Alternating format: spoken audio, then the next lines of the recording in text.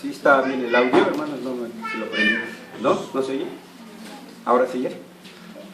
Entonces es el... ¿Sí? Bueno. ¿Cómo está el audio allá atrás? No se oye. Ingeniero de sonido. Sí. Busquemos en el libro de los Hechos, el capítulo 2. Hechos, capítulo 2. Está apagado. Ah, pues con razón. Hechos, capítulo 2, versículos del 1 al 13. Gracias, perdón. Hechos, capítulo 2, versículos del 1 al 13. Vamos a hacer esta lectura en forma unida. Cada uno, entonces, todos al mismo tiempo vamos a leer. Dice así: cuando llega el día de Pentecostés, estaban todos unánimes juntos, y de repente vino del cielo un estruendo como de un viento recio que soplaba, el cual llenó toda la casa donde estaban sentados, y se les aparecieron lenguas repartidas como de fuego, asentándose sobre cada uno de ellos. Y fueron todos llenos del Espíritu Santo, y comenzaron a hablar en otras lenguas, según el Espíritu les daba que hablasen. Moraban entonces en Jerusalén judíos, varones piadosos, de todas las naciones bajo el cielo. Y hecho este estruendo, se juntó la multitud, y estaban confusos, porque cada uno les oía hablar en su propia lengua, y estaban atónitos y maravillados, diciendo: mirad, ¿no son galileos todos estos que hablan? ¿Cómo pues les oímos nosotros hablar cada uno en nuestra lengua en la que hemos nacido?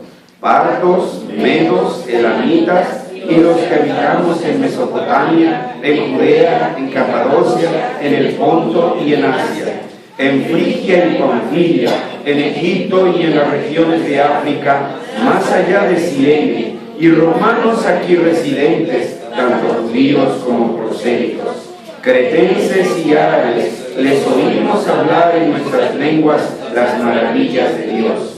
Y estaban todos atónitos y perplejos, diciéndose unos a otros: ¿qué quiere decir esto? Mas otros, burlándose, decían: están llenos de mosto.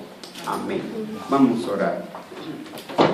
Nuestro Dios y Señor, una vez más llegamos ante tu altar con un corazón profundamente agradecido por tu misericordia y por tu gracia, no solo para nuestras vidas personales, sino también nuestra vida familiar y también nuestra vida en la iglesia. En cada uno de los instantes de nuestras vidas, Señor, sabemos, aunque muchas veces no seamos conscientes de ello, que tu Espíritu Santo está guiándonos y conduciéndonos con tu palabra, redarguyendo, animándonos, porque esa fue la promesa de nuestro Señor Jesucristo. Hoy queremos, Señor, conmemorar con tu Iglesia Universal esa bendita promesa que tú le hiciste a tu Iglesia, que estando en la presencia de tu Padre, a la diestra de Él, enviarías tu Espíritu para que morara en medio de tu Iglesia. Esa promesa tuya fue cumplida en el Pentecostés, y hoy nosotros lo conmemoramos, Señor, como una de tus gracias para tu Iglesia. Concédenos, Señor, que al abrir tu palabra y ésta sea republicada, tu Espíritu Santo constriña nuestros corazones de tal manera que nuestras vidas sean transformadas por el poder de tu palabra y vividas de tal manera que otros también se asombren, Señor, que aunque no les hablemos en lenguas, con el lenguaje de nuestras vidas y de nuestras acciones, ellas puedan ver tu maravillosa gracia. En Jesús oramos. Amén. Si volvemos a la lectura que acabamos de hacer en el versículo 26 del capítulo 14, y ponemos atención a las palabras que ahí leemos, en el versículo 26 El apóstol, cuando escribió, consignó las palabras de nuestro Señor Jesucristo: mas el Consolador, el Espíritu Santo, a quien el Padre enviará en mi nombre, Él os enseñará todas las cosas y os recordará todo lo que os he dicho. En este sencillo versículo, hermanos, de inmediato vemos dos acciones del Espíritu Santo, dos de las tareas del Espíritu Santo. La primera de ellas es el de maestro. El Espíritu Santo es el maestro de la iglesia por excelencia, porque Él toma de las Escrituras y nos enseña. El Espíritu Santo nunca actúa ad latere de la palabra de Dios, al lado, sino junto con las Escrituras. Usa las Escrituras para llevarnos al conocimiento. Nadie pues que diga que tiene el Espíritu Santo puede ignorar flagrantemente las Santas Escrituras. Tiene que haber una perfecta consonancia entre lo que el Espíritu le dice o pretende aquella persona decir que le dice y lo que dice de las Escrituras. El Espíritu Santo nunca contradice a las Escrituras, ni la Escritura nunca contradice al Espíritu Santo. Son un binomio perfecto. La segunda cosa importante que debemos tomar en cuenta es esto: y Él os recordará. Cada una de las cosas que hemos aprendido, naturalmente que no las tenemos, como diríamos, a flor de piel, pero están ahí guardadas y el Espíritu Santo las usa en el momento oportuno. Por eso dice: no te preocupes de lo que vas a decir, porque el Espíritu Santo os guiará, pero no es de una manera automática. Se presupone un conocimiento vasto de la doctrina. Y eso es lo que el Espíritu Santo entonces va a usar en ese momento, recordándonos. Cuando lamentablemente caemos en transgresiones, cuando nuestros pecados nos abrazan, nuestras concupiscencias nos abrazan y nos queman, y tristemente caemos en pecado, ahí está el Espíritu Santo redarguyéndonos. No nos deja. Esa es la promesa del Hijo de Dios. Perdonen la expresión y a veces tan burdo que soy. Aunque nosotros nos quisiéramos batir en las heces del pecado, el Espíritu Santo no nos dejaría. Esa es la bendita promesa de ser hijos de Dios. Los otros no tienen el Espíritu Santo. Por eso, hermanos, andan como andan. Pero esta es una bendita promesa para la iglesia de nuestro Señor Jesucristo.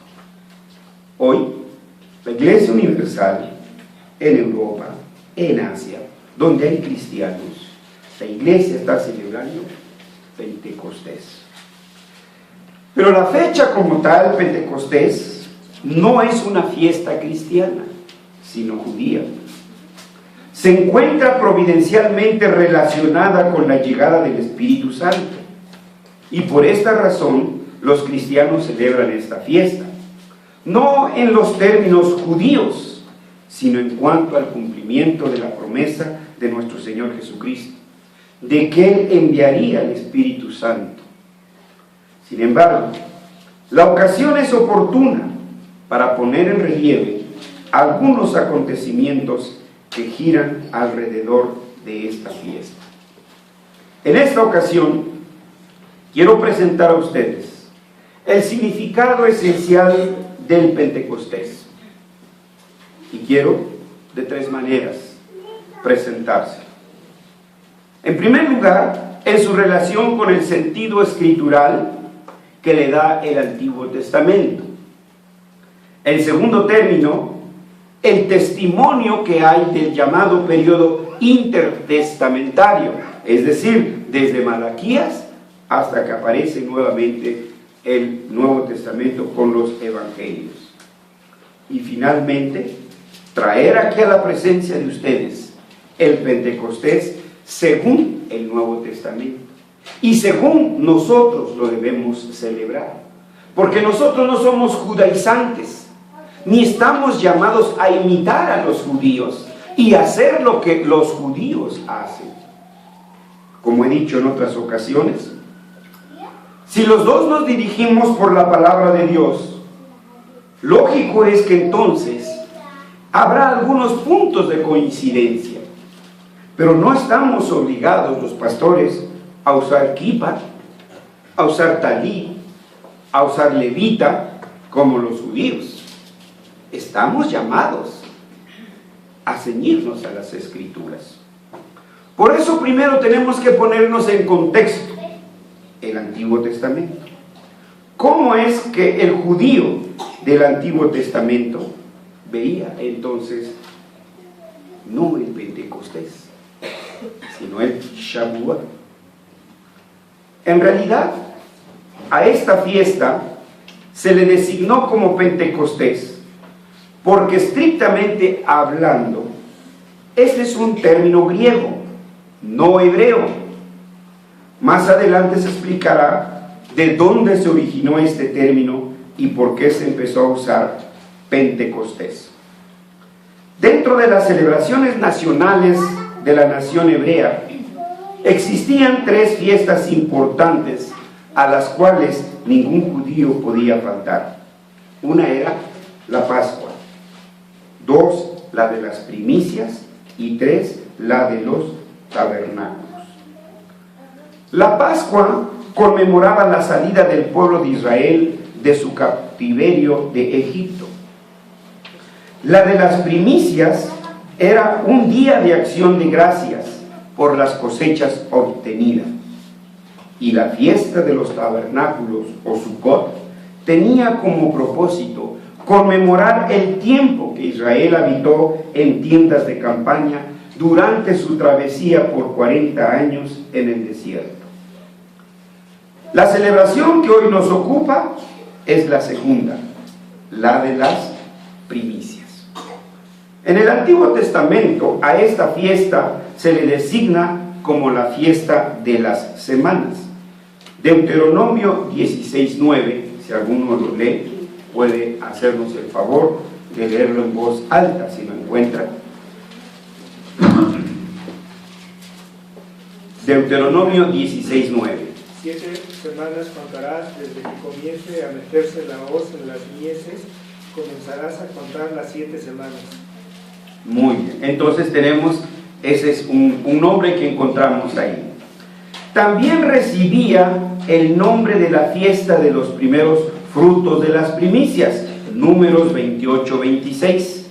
¿Alguno nos lo lee, por favor? Números 28-26. Además, el día de las primicias, cuando presentéis ofrenda nueva a Jehová en vuestras semanas, tendréis santa convocación. Ninguna obra de siervos haréis. Entonces también era conocida fiesta de las semanas, fiesta de las primicias.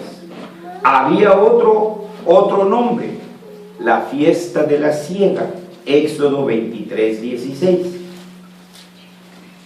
Éxodo 23:16. ¿Alguien lo lee? También la fiesta de la siega, los primeros frutos de tus labores que hubieras sembrado en el campo, y la fiesta de la cosecha a la salida del año, cuando hayas recogido los frutos de tus labores del campo. Entonces el judío podía escuchar cualquiera de estos nombres, la fiesta de las semanas, la fiesta de la siega, la fiesta de las primicias, pero por generalidad el judío se refería a esta fiesta como el Shavuot. Esa es la fiesta del Shavuot. La celebración del Shavuot consistía en un descanso nacional y de mucha algarabía. Era una fiesta que también significaba Día de Acción de Gracias. Un paralelo lo tenemos con los primeros pobladores de los Estados Unidos de América. Cuando ellos establecen el día que hoy se conoce como el Día de Acción de Gracias, es cuando ellos hicieron su travesía del continente europeo y llegaron a América, que casi morían de hambre, pero los nativos los nativos les enseñaron a cultivar la tierra y los frutos que esa tierra daba. Y cuando recogieron los primeros frutos, estos se dice inmigrantes, ¿sí, verdad? Cuando vienen de afuera para adentro, ¿sí? Para adentro, en gratitud, dieron gracias a Dios por todos esos frutos que habían recibido y le llamaron Día de Acción de Gracias. Y entonces había en las mesas comida de todas las plantas, las verduras que se daban en esa fecha, y una de ellas era precisamente la calabaza. Se ha desvirtuado lamentablemente esta fiesta allá, porque ahora el que ocupa el foco de atención, el protagonista de esta fiesta, ya no es el Día de Acción de Gracias, sino es la NFL, el fútbol americano. Se roba, hermanos, todos los reflectores. Ya están los cristianos viendo a ver quién gana, si los delfines de quién sabe quién. O algunos ya nomás les dicen el día del Papa. Y ya, y punto. Pero por no enseñarles a las nuevas generaciones. Y ese fue el problema. Hoy en día los judíos, lamentablemente, también ya perdieron el sentido original del Shavuot. Hicieron algunas cuentas y no están tan perdidos, pero hacen la cuenta del día que celebraron la Pascua al día en que estuvieron al pie del Sinaí y cuando el Señor le entregó las 2 tablas a Moisés. Son los 50 días. Y entonces ellos celebran también, más bien hacen más énfasis en esto para conmemorar la fecha en que el Señor le entregó al pueblo de Israel la Torá. Y entonces en eso se concentran hoy. Hay páginas judías que ustedes pueden entrar para, si quieren, tienen inquietudes, ampliar sobre esto y ver cómo actualmente ellos lo celebran. Pero lo que debemos de quedar claros es que en el Antiguo Testamento, como lo entendía el pueblo hebreo, el pueblo de Israel, en esta fecha daba gracias a Dios por la cosecha obtenida como la bendición de Jehová al trabajo de su pueblo. Algo así como los cristianos hoy, ¿verdad? Reciben su aguinaldo en diciembre y le dan gracias a Dios y separan el diezmo de su aguinaldo. Me está creciendo la nariz, ¿verdad? Como de Pinocho. Bueno, lo que sí debemos de pensar, hermanos, es precisamente que todas nuestras vidas, ¿sí?, es una constante gratitud al Señor. Y esta era una manera de decir, como lo dicen nuestros ancianos gobernantes, y uno de ellos lo decía muy a menudo, nuestro hermano Alberto, cuando damos nuestro diezmo. No estamos diciendo que dependemos de nuestro trabajo, sino que dependemos de ti, que por tu gracia tenemos el trabajo y de nuestro trabajo tenemos este fruto, y por eso te traemos a ti nuestros diezmos y primicias. Ese era el marco del pueblo de Israel y de la celebración del Shavuot. No había Pentecostés, era el Shavuot. Pero existió un periodo que se conoce como un periodo intertestamentario, del momento de la última profecía en Malaquías hasta el momento que aparece el nuevo y último profeta del Nuevo Testamento, Juan el Bautista. Entre ese periodo sucede un lapso de 400 años. Las fiestas, el pueblo judío siguió, sus celebraciones seguían, pero ¿cómo eran llevadas estas? El periodo intertestamentario, que es este periodo de 400 años, es donde surge el término Pentecostés.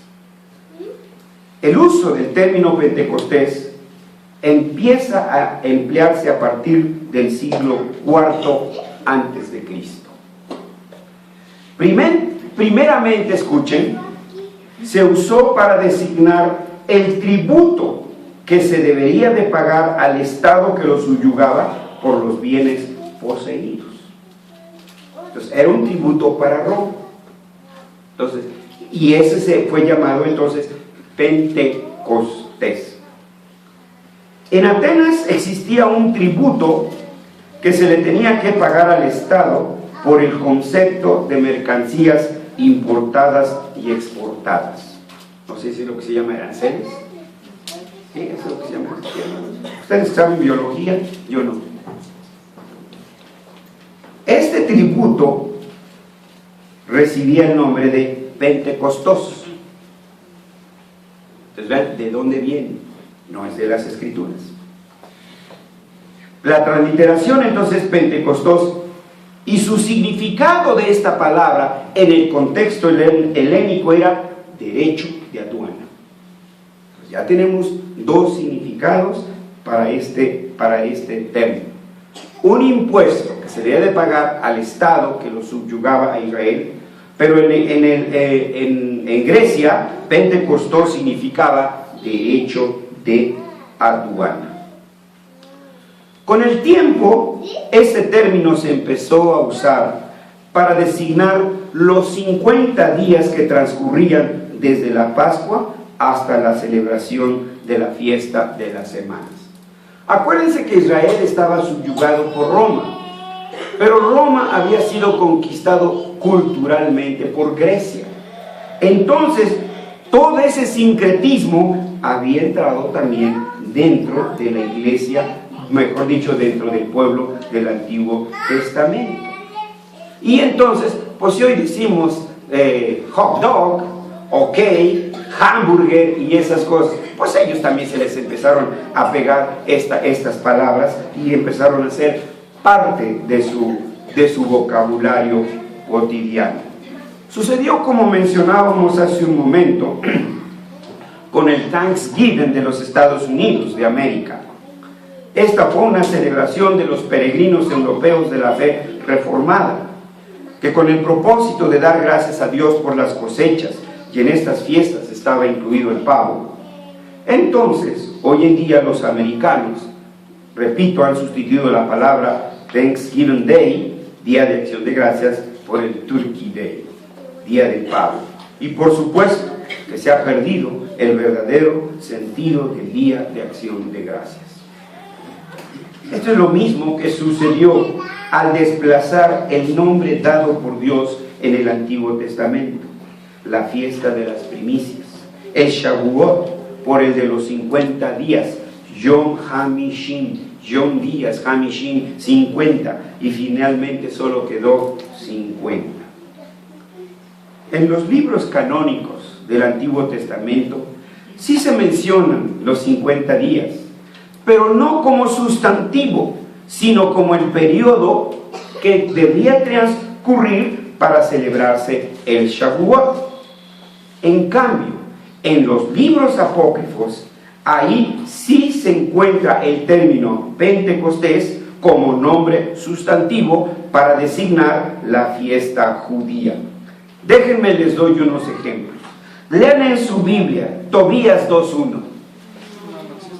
¿Ah, no? Ah, claro que es apócrifo. Claro que sí, hermanos. Pero sí despertaron, ¿eh? Bueno, los que estaban dormiditos. Bien, miren, Tobías 2:1 dice, pero lo pueden ustedes después corroborar si tienen una Biblia con esos libros, que recomiendo lo tengan. La Biblia de Jerusalén es una buena traducción. Dice así en Tobías 2:1: en Pentecostés, que es la fiesta santa de las semanas, me prepararon un gran banquete y me dispuse a comer. Es en los libros apócrifos, no en el Antiguo Testamento. Otro ejemplo, Segunda de Macabeos, ahí leemos: hecho esto, se volvieron a Jerusalén, pues ya estaba cerca la fiesta de las semanas, o sea, Pentecostés. Sin embargo, debe tomarse en cuenta que los libros apócrifos no tienen autoridad en cuestiones de doctrina, y lo único que estos pasajes denotan es la tremenda influencia de la cultura helenista que tenía ya el pensamiento judío. Filón de Alejandría ya había mezclado la filosofía griega con con el pensamiento hebreo. Filón es lo que a la Edad Media Tomás de Aquino, que mezcló, sincretizó la filosofía de Aristóteles con el sistema de doctrinas que la iglesia cristiana ya tenía. Pero lo único que nos muestra es ese sincretismo, nada más. Así que no puede tomarse muy en serio el testimonio de estos escritores apócrifos para aceptar entonces el nombre de Pentecostés. ¿Pero qué nos dice el Nuevo Testamento? Vamos ahora al Nuevo Testamento. Ya vimos dos, acuérdense, el Antiguo Testamento, el periodo intertestamentario, y prometí 5 puntos para este sermón. ¿Lo recuerdan bien? ¿No? Entonces allá sí están despiertos. 3 me dijeron acá, 3. Entonces vamos con el tercero y último punto. En el Nuevo Testamento, escuchen, en el Nuevo Testamento solamente, insisto, repito y reitero, solamente aparece 3 veces la palabra Pentecostés. Lo repito, en el Nuevo Testamento solamente aparecen 3 veces la palabra Pentecostés, no más. 2 de ellas citadas por Lucas, en Hechos 2.1 y Hechos 20.16. Aquí Hechos 2.1, si alguien nos hace favor, acá Hechos 20.16, a mi izquierda, Hechos 2.1 acá, por favor. Cuando llegó el día de Pentecostés, estaban todos unánimes juntos. Entonces Lucas está relatando. Ahora mismo Lucas, acá Hechos 20.16 a mi izquierda. Hechos 20.16. Porque Pablo se había propuesto pasar de largo a Éfeso para no detenerse en Asia, pues se apresuraba por estar el día de Pentecostés, si le fuese posible, en Jerusalén. Muy está, Lucas está relatando ahí. Y solo una vez lo menciona Pablo, 2 de Corintios 16.8.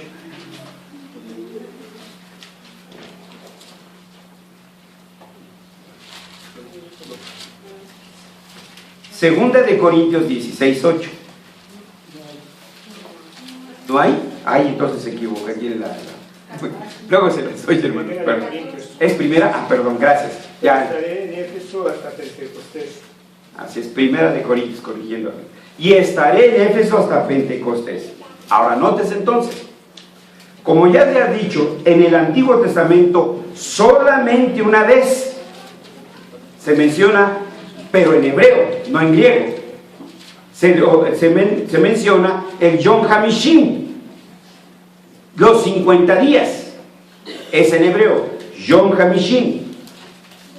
Pero no para referirse a la fiesta con ese nombre, sino que Yom HaMishim nos está indicando el tiempo que transcurría para que se llevara a cabo, ¿sí?, el Shavuot.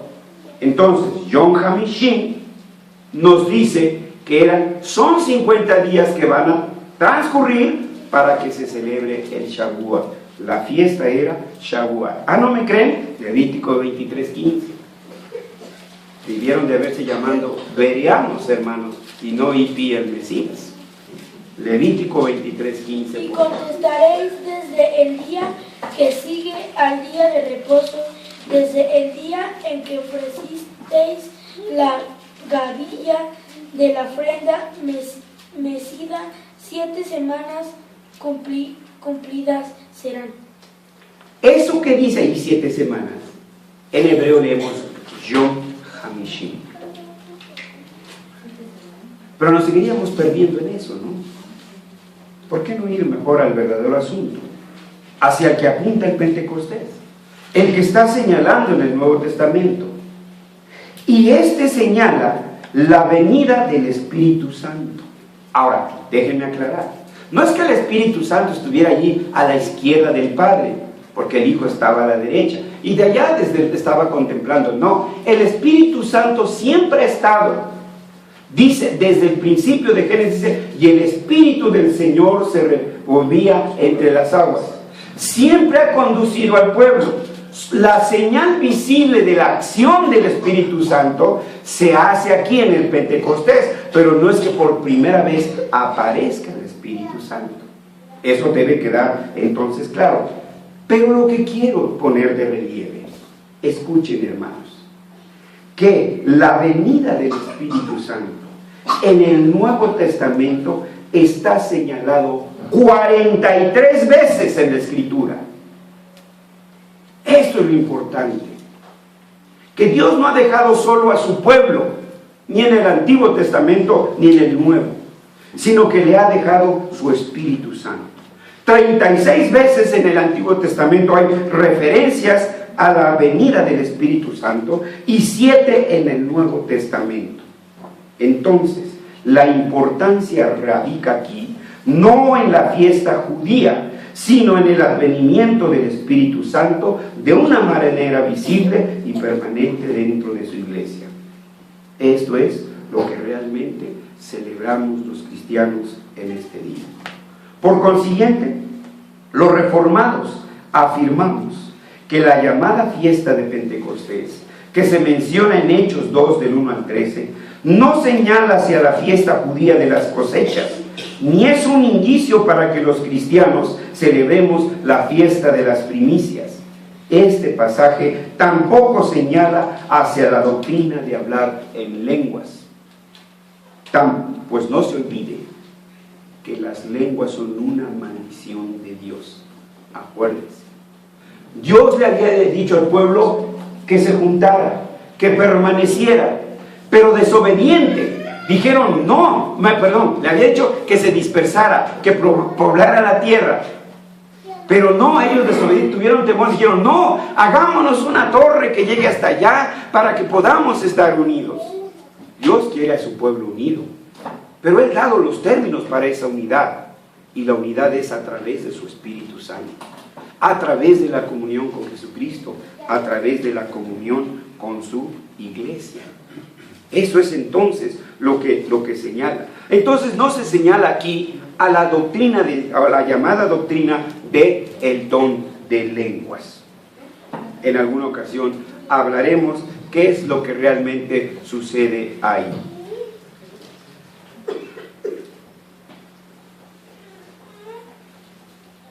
Insisto, por consiguiente, los reformados afirmamos que la llamada fiesta de Pentecostés que se menciona en Hechos 2, del 1 al 13, no señala hacia la fiesta judía de las cosechas, ni es un indicio para que los cristianos celebremos la fiesta de las primicias.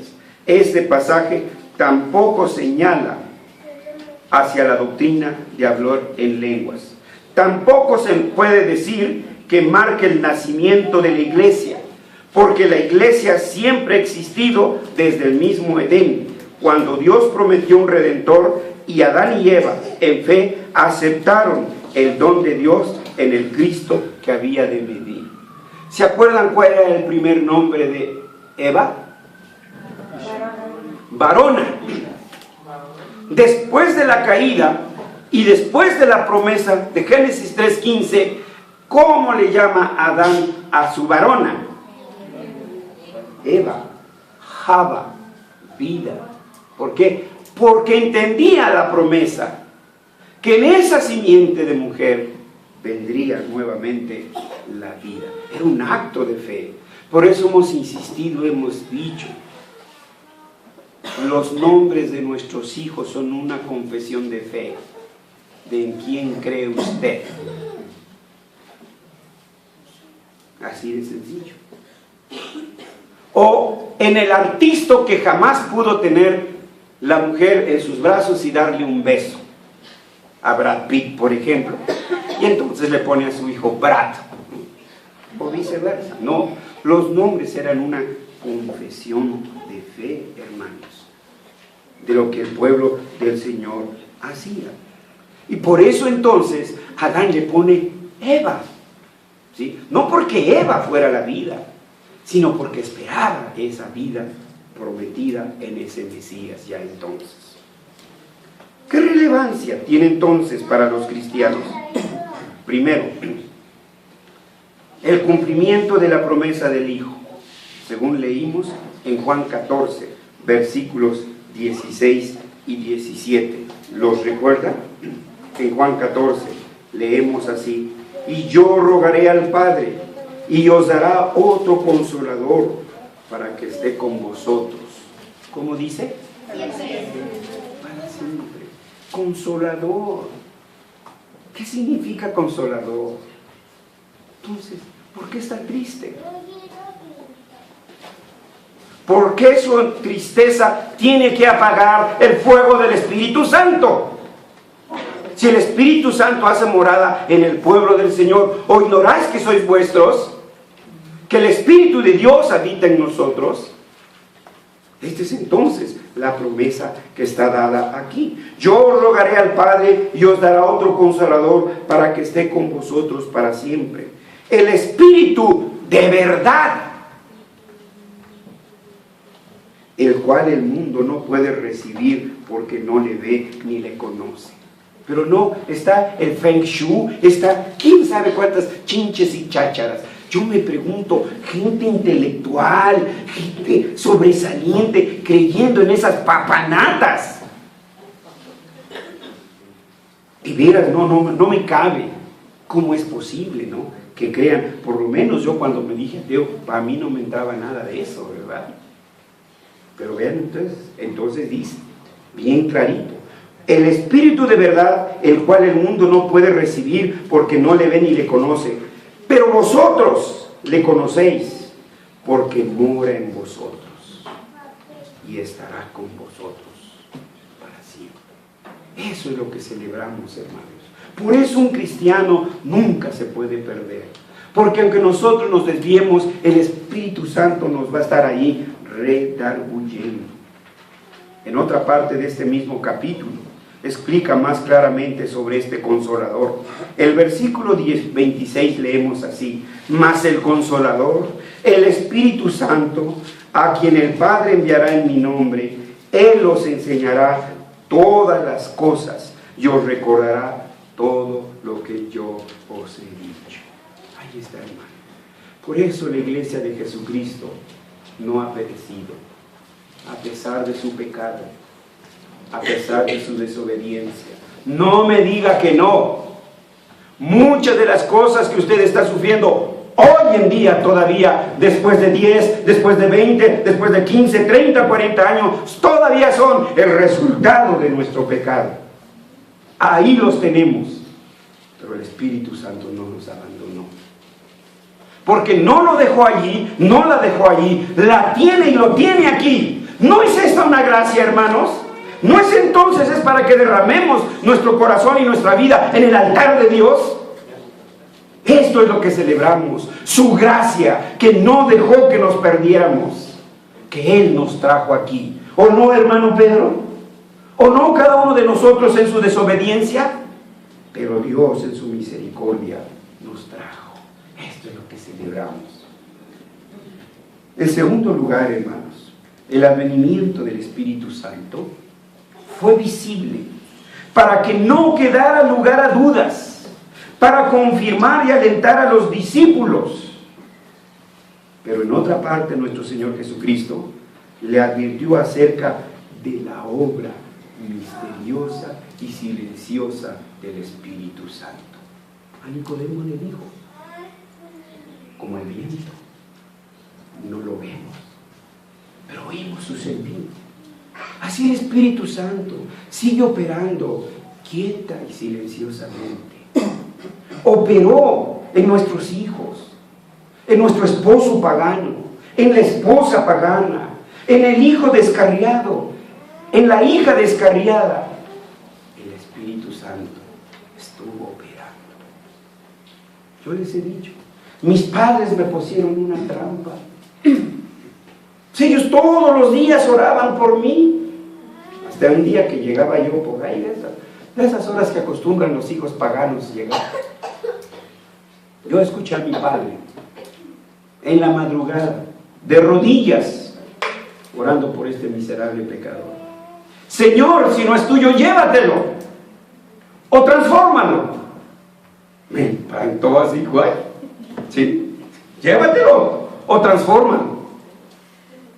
Hace 8 días les comentaba de mi amigo, que le dije, no me hables del Evangelio, mira, lo odio. Está bien. No te voy a hablar de él. Pero una cosa, si no vas a poder evitar, que yo ore por ti. Yo aquí estoy. ¿No hacemos eso, padres? ¿No hacemos eso por nuestros hijos? ¿Y no vemos entonces la promesa del Padre en nuestros hijos? Entonces, hermanos, tenemos mucho que agradecer a Dios.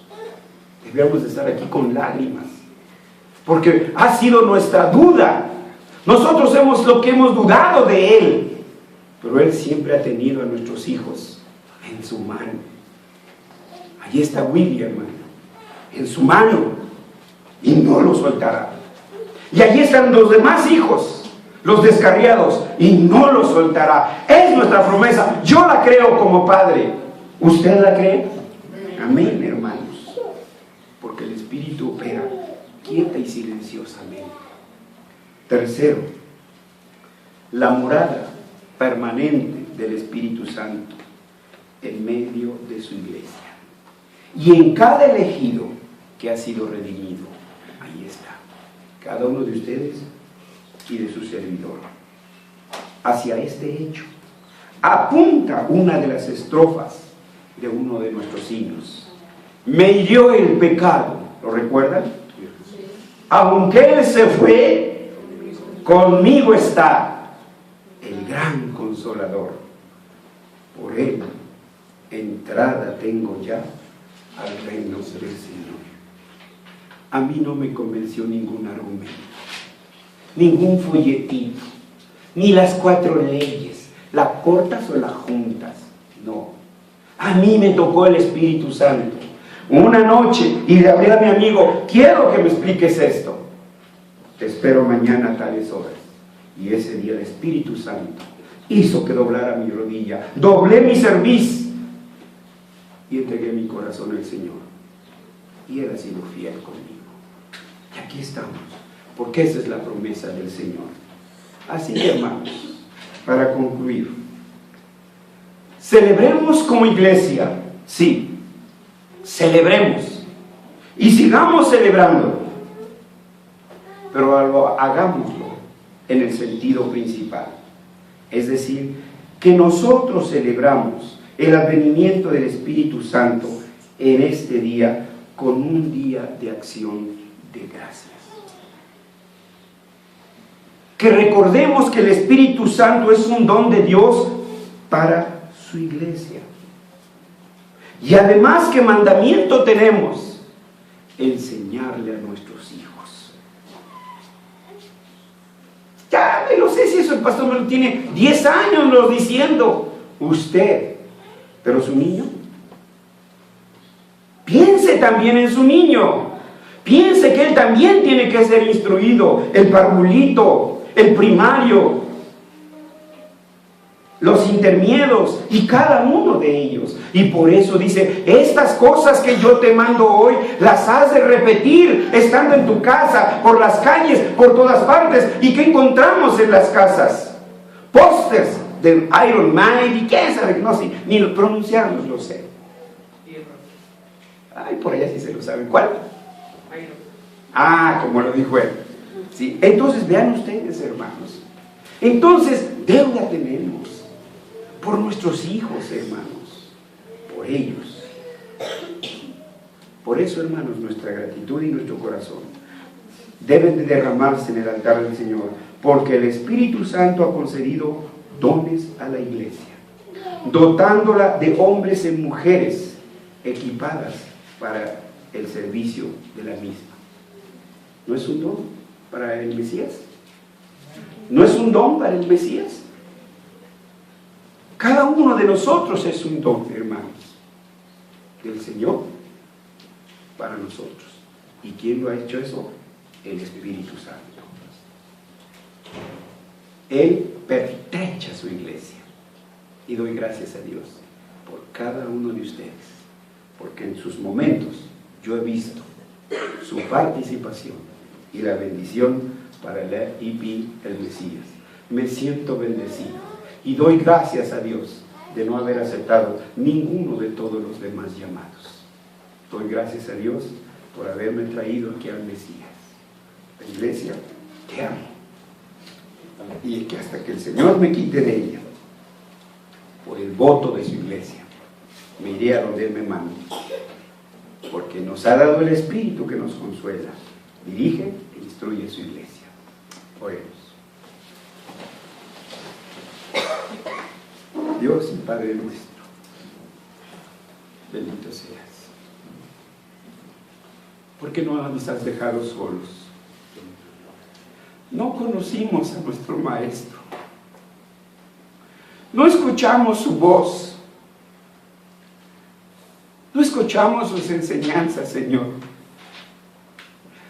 pero tu Espíritu las ha dejado vívidas y frescas en nuestros corazones a través de tu palabra. Gracias, Padre, porque nos has dado esa promesa, que aunque no vimos a nuestro Maestro, tu Espíritu nos ha dado la imagen exacta de nuestro Maestro. Pero como tu siervo Job, guardamos la esperanza y decimos como él: yo sé que mi Redentor vive, y que aún deseches a mi carne, he de ver cara a cara a mi Redentor.